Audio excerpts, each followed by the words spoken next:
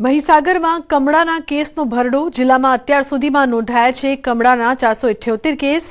બાલાસિનોરમાં પ્રભાવિત વિસ્તારોની મુલાકાતે પહોંચ્યા જિલ્લા કલેક્ટર પ્રભાવિત વિસ્તારની મુલાકાત લઈ સ્થાનિકો સાથે કર્યો વાર્તાલાપ। પાણીના અનફિટ રિપોર્ટ ધરાવતા વિસ્તારમાં પાણી ન આપવા માટે અપીલ કરી છે। લોકોને ટેન્કરમાંથી પાણી મેળવી પાણી પીવા કરી છે અપીલ। તો આરોગ્ય વિભાગ દ્વારા 52 ટીમો બનાવી રહી છે સર્વેની કામગીરી। प्रभावित विस्तारों में कराई रही है युद्धना धोरणे कामगीरी।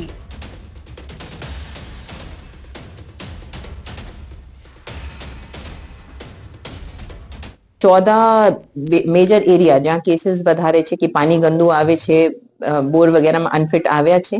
आना पण अमारी जो कमिटी बनावी छे उपरथी अर्बन डिपार्टमेंट थी आमा पण काले अमारा बधा 14 काम मंजूर पण करवामां आव्या छे अने अहींया पण अने प्रायोरिटी पण नक्की थई गई छे कि आ केसेस अने पानी जो अनफिट आवे छे आना यूनियन तरीके जो अमारा प्रायोरिटी वाला एरिया हशे त्यां वधारे पहला काम करवामां आवशे।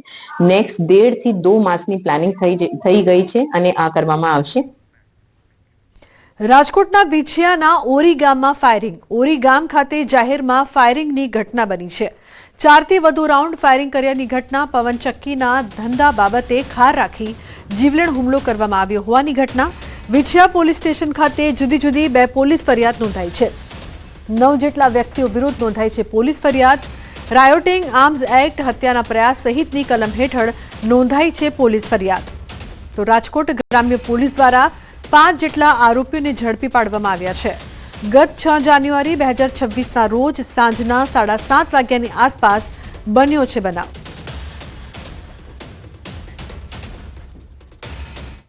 तुरंत वो 3 गाड़ी और लोगों को पुलिस स्टेशन लेके जाने पर और पूछताछ करने के बाद कुछ जूनी वेरजार ने कारण कॉन्ट्रैक्ट का इश्यू में 2 ग्रुप्स को आमने सामने फायरिंग का बनाव बना है।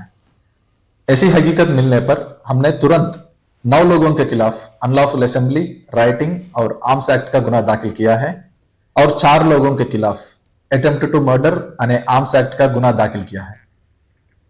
અમદાવાદમાં ટ્રાફિક પોલીસ કર્મીની હત્યાનો પ્રયાસ। ટ્રાફિક પોલીસ કર્મી પર કાર ચડાવીને હત્યાનો પ્રયાસ કરવામાં આવ્યો।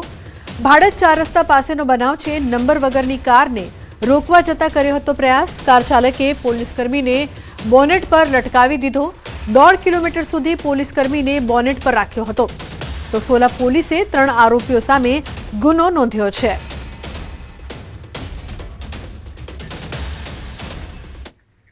દ્વારકામાં પતંગની દોરીથી બાળકનું ગળું કપાયું છે। સલાયામાં બાળકને ચાઇનીઝ દોરી વાગી બાળકને ગળાના ભાગે પહોંચી ઇજાગ્રસ્તને ખાનગી હોસ્પિટલમાં ખસેડાયો છે। તો પતંગની દોરીથી બાળકનું ગળું કપાયું છે।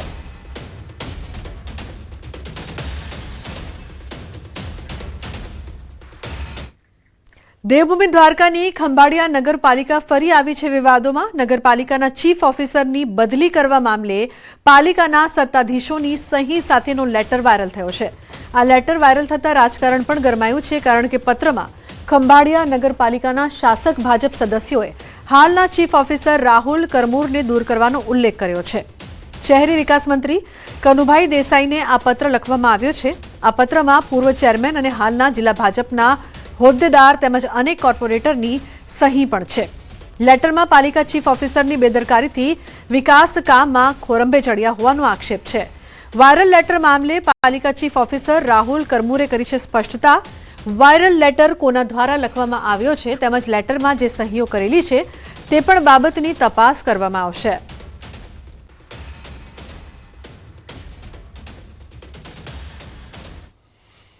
ઓફિશિયલી તો કોઈ જાણકારી નથી પણ જે સોશિયલ મીડિયામાં લેટર વાયરલ થયો છે એ મને મળ્યો છે અને ઓફિશિયલી મેં મારા ખંભાળિયા નગરપાલિકાના લેટર પેડ ઉપર જાવક પડ્યો છે એટલે એની છાનબીન ચાલુ છે।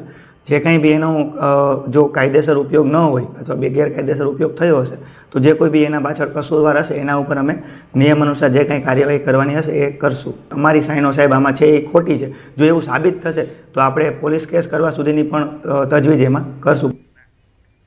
જૂનાગઢ જિલ્લા પુરવઠા વિભાગ દ્વારા સરકારી અનાજ યોજનાનો લાભ જરૂરિયાતમંદ લોકોને મળી રહે તે હેતુથી હાથ ધરવામાં ડેટા ચકાસણીની કામગીરીમાં મોટી સફળતા મળી છે। જિલ્લામાં નોંધાયેલા કુલ 9,32,000 NFSA સભ્યોની આધાર લિંકિંગ અને ખરાઈની પ્રક્રિયા પૂર્ણ કરી દેવામાં આવી છે. આ તપાસના અંતે 33,678 સભ્યો યોજના માટે અપાત્ર ઠર્યા છે, જેમને તાત્કાલિક અસરથી નેશનલ ફૂડ સિક્યોરિટી એક્ટની યાદીમાંથી દૂર કરી નોન FSA શ્રેણીમાં ટ્રાન્સફર કરવામાં આવ્યા છે. આ કાર્યવાહી પૂર્વે તમામ સભ્યોને 3 વખત નોટિસ આપી પૂરતી તક આપવામાં આવી હતી. જો કોઈ પાત્રતા ધરાવતા નાગરિકનું નામ ભૂલથી રદ થયું હોય તો તેઓ મામલતદાર કચેરી ખાતે પુરાવા સાથે અરજી કરી શકે છે.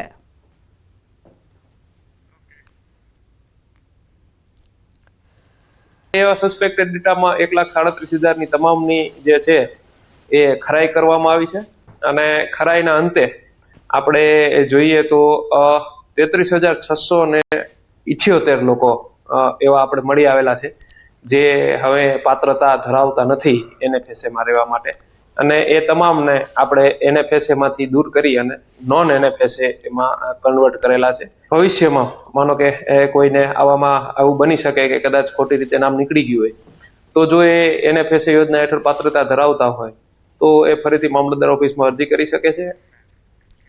ઔદ્યોગિક નગરી વાપીમાં દર વર્ષે ચોમાસામાં ભારે વરસાદથી રસ્તાઓ ધોવાઈ જાય છે, જેથી લોકોને પરેશાનીનો સામનો કરવો પડે છે. જો કે હવે આ સમસ્યાથી છુટકારો મેળવવા માટે તંત્ર દ્વારા વાપીમાં પ્રાયોગિક ધોરણે માસ્ટિક અસ્ફાલ્ટ ટેકનોલોજીથી મજબૂત અને ટકાઉ રસ્તા બનાવવાના પ્રયોગની શરૂઆત કરવામાં આવી છે અને લોકો પણ તેને આવકારી રહ્યા છે. વાપીના ગુંજન મુખ્ય રસ્તા પર પ્રાયોગિક ધોરણે નવો રોડ બનાવવામાં આવ્યો છે, જે પરંપરાગત રીતે ડામર રોડથી આધુનિક ટેકનોલોજીનો ઉપયોગ કરી અને માસ્ટિક અસ્ફાલ્ટ ટેકનોલોજી દ્વારા આ મજબૂત રોડ બનાવવામાં આવ્યો છે, જે વધારે ટકાઉ રહેશે અને વરસાદની પણ તેના પર અસર નહીં થાય તેવું મનાઈ રહ્યું છે. પ્રાયોગિક ધોરણે બનાવેલો આ રોડ સફળ રહેશે તો આવનારા સમયમાં મુખ્ય રસ્તા ઉપર આ ટેકનોલોજીનો ઉપયોગ કરી રસ્તાઓ બનાવવા તંત્રની તૈયારી છે. ખૂબ જ હેવી ટ્રાફિક હોય છે, મોટા ભારે વાહનો જતા હોય છે ને 4 રસ્તા હોય એટલે ત્યાં ટર્નિંગ હોય છે. ટર્નિંગના લીધે તથા વરસાદ ખૂબ જ પડે છે. આપણે વાપીમાં 100 થી 125-150 ઇંચ જેટલો વરસાદ પડતો હોય છે આપણા એન્યુઅલી.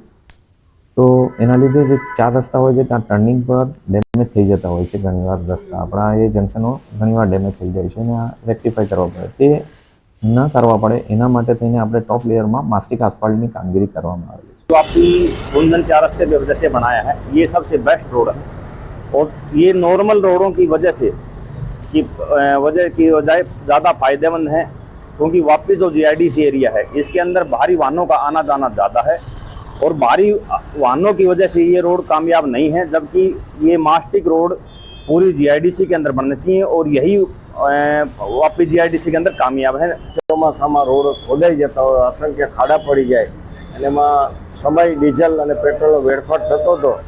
આ સમય આ વર્ષે તંત્ર દ્વારા આ નવું ટેકનોલોજીથી જે રોડ પટ્ટા મૂકેલા છે તે જો સારા અને અત્યારે સુંદર ટકાઉ લાગી રહ્યા છે. આ બાબત અમારું એવું કહેવું છે કે આ ટેકનોલોજીને આગળ વધારી અને વાપી પૂર્ણા સંપૂર્ણની અંદર આ રોડનો ઉપયોગ કરવો જોઈએ.